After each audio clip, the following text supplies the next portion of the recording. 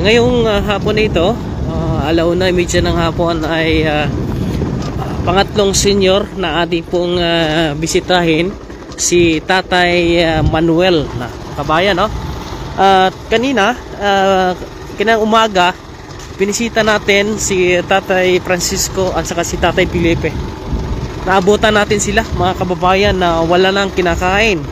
At nakakalungkot yung sitwasyon ng mga senior natin, na tulad kay Tatay Felipe, na naabutan po natin, mga kabayan, na ang kinakain niya ay ano nyo po yan sa ating pong upload, mga kababayan, no? Ngayon ay patungo tayo kay Tatay Manuel, no?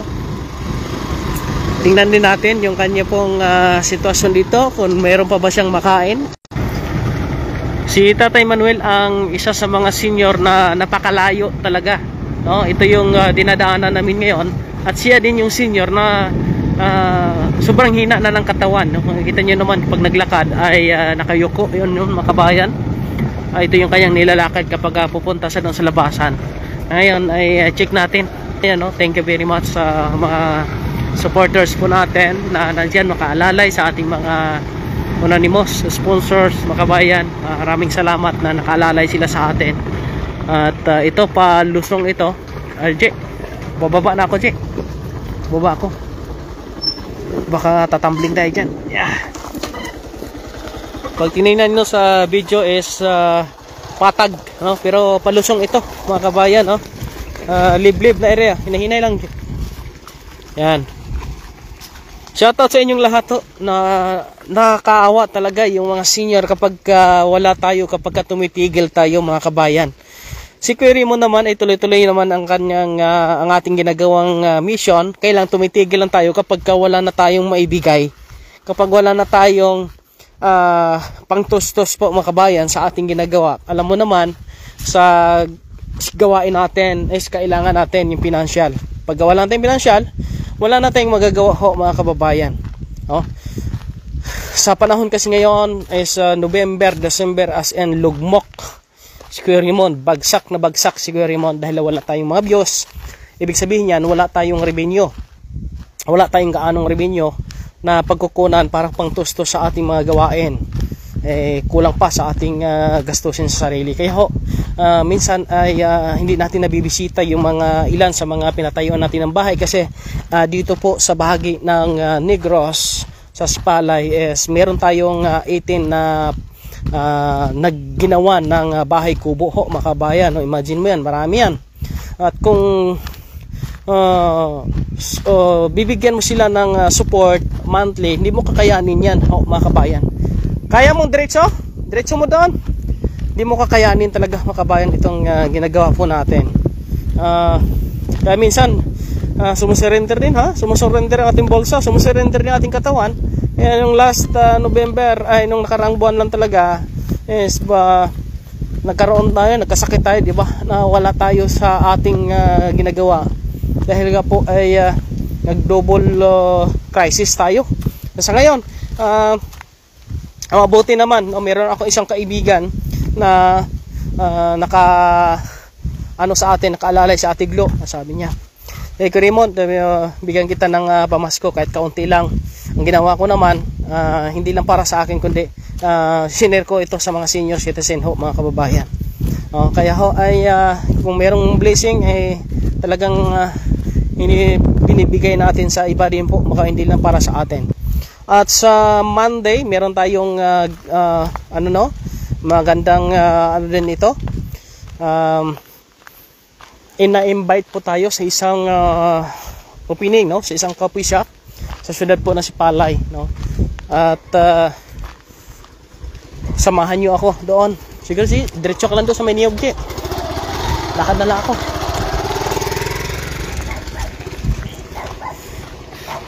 Daming mani, oh.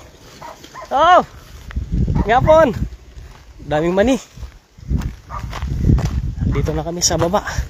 Layo nito. Pagka umuulan, mahirapan ka dito, mga kabayan. Kaya kamustahin natin si tatay ngayon. Ayan. Shout out sa inyong lahat, mga kababayan po natin. Walang sawang sumusuporta sa ating layuning pagtulong lalo sa pag-alalay sa mga senior citizen. Thank you very much.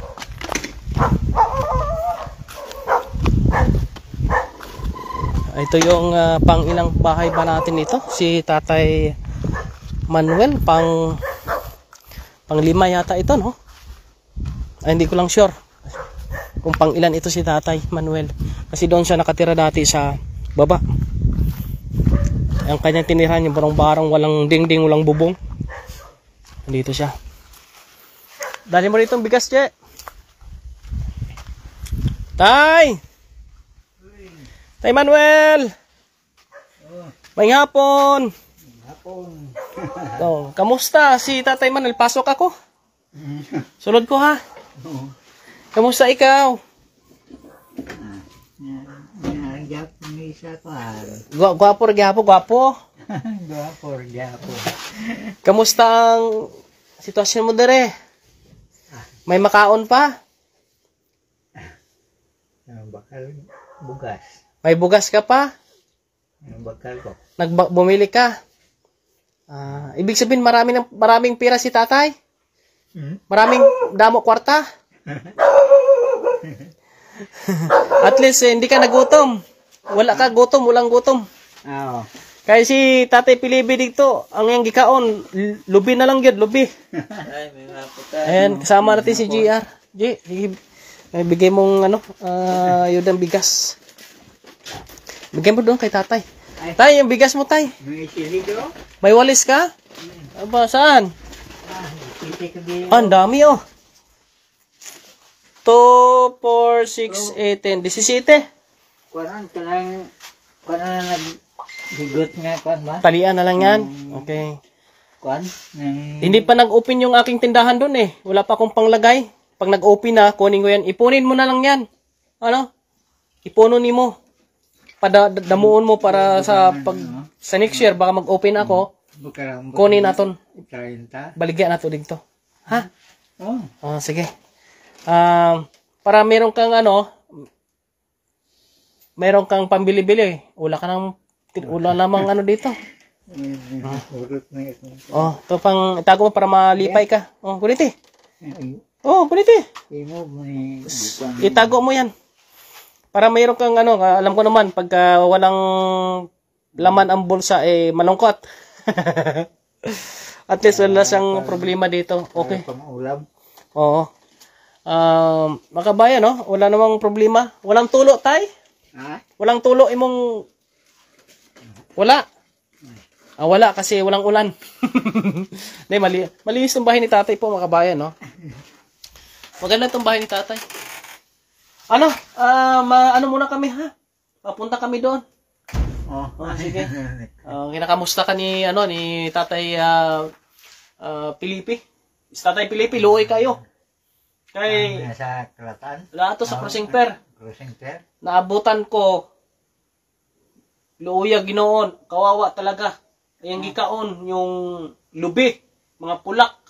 Diba yung nahulog na bunga ng niyog? Lubi na lang yan. Oo, yan. Yung kayod niya. Tapos yun ka. Kasi wala siyang bugas. Walang bigas. Ako, pusan niya na kung kwarta, bakal sudan. Kaya si Tatay Pilipi, si Tatay Manuel ay yung kanyang pira daw tinipid-tipid pag binibigyan sa mga bayan. Sige tay, good, very good. Salamat tay ha. Sige nga. Sige nga. Yan po mga kabayan, no? At nabisita natin ang ilan sa mga senior. Meron pa tayong bigas doon. Ilan ang bigyan natin? 2, 4, 6. Ilan pa yun doon, Jay? 4, no? 4 na bag. May 4 na bag pa ako doon. Mga kabayan, no? Maraming salamat sa inyong lahat. Sa lahat ng ating mga kaibigan na walang sawang sumusuporta. At siyempre, sa ating mga silent sponsors, naway ay meron pa tayong mga sponsors. Kasi sa pagkakataong ito, tulad nito is down na down tayo pagdating sa revenue, sa views. Kailangan natin sila. Kung wala sila, mahirapan tayo at lalo mahirapan yung mga senior, mga tinutulungan natin, no? Kaya ito, sana dumami, magkaroon pa tayo ng mga kaibigan natin na handang tumulong sa ating ginagawa.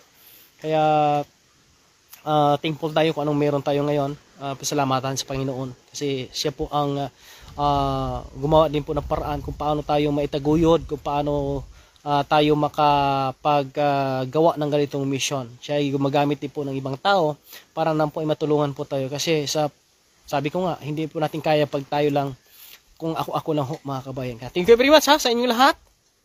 Maraming salamat po at meron pa kaming bibisitahin pa po na senior hanggat kaya namin, mga kababayan. Thank you. Mabuhay kayong lahat. Pa-share po ng ating video sa ating live. Thank you very much.